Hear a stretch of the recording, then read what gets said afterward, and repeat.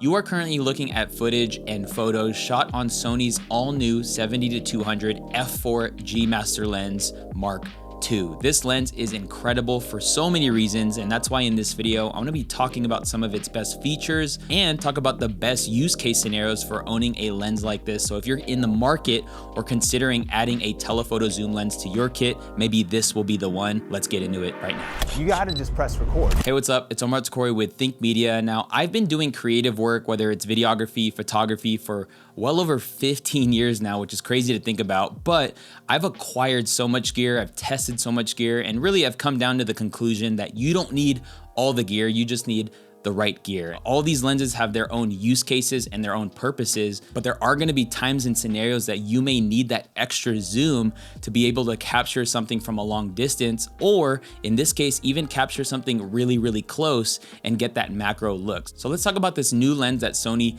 just released and put it into comparison with other lenses that they have to offer. The last time Sony released a 70-200 f4 lens was actually 9 years ago at the time of shooting this video. So it's exciting to see that now they've updated it with so many new features, but more importantly, the feature that I wanna start with is really its size and weight. This new 70-200 is 15% shorter and 15% lighter than its last lens. And when you compare this lens to the 2.8 version of this lens, the weight difference is huge. It's just a lot beefier. And so having a lens like this is great if you're looking for portability without sacrificing quality. The cost of this lens is $1,700 at the time of shooting this video. And when you compare that to the 2.8 version of this lens, which is $2,800, it's kind of nice to know that you could save around $1,100 with the same focal length of a lens. You'll just lose out a little bit on aperture. But when it comes to f4 versus 2.8, when you're all the way zoomed in, or even at 70 millimeters, you're not gonna see too much of a difference. So I actually love the fact that it's small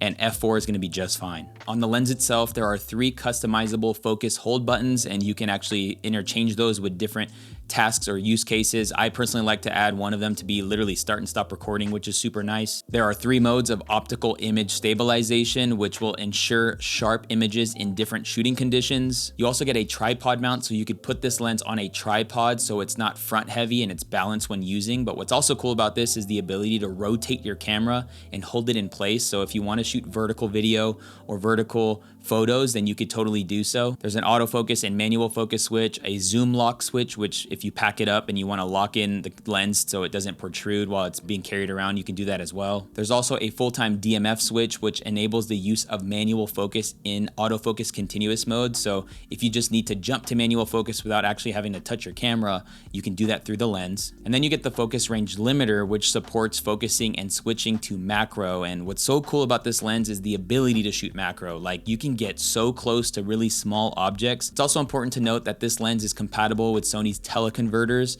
which they have the 1.4x or the 2.0x. Hypothetically speaking, if you get the 2x teleconverter, then you can get up to 400 millimeters zoomed in with this lens. Or if you put this lens on a crop censored camera, that's gonna give you like 600 millimeters, which is super cool for so many scenarios. So why would you need a 70-200 millimeter lens? And this is a very open-ended question, but I'll talk about it from my experiences. When it comes to just capturing things where you want to be either the fly on the wall or not seen, but still get an intimate image, a very tight close-up shot, having a lens like this is imperative. And so, maybe you're wanting to do landscape and maybe wildlife videography and photography, it's gonna be awesome for that. Another use case I see it in is in this, the world of events. If you have a camera in the back of the room and you're filming somebody on stage, 70-200 f4 is gonna be plenty of zoom for most spaces. When you're doing a wedding, you don't necessarily wanna be right up on the groom and bride. You wanna be, kind of far away, zoomed in. A lot of people who do weddings would say you need 100% a 70-200. The next use case would be like podcast/studio work, using this in an environment where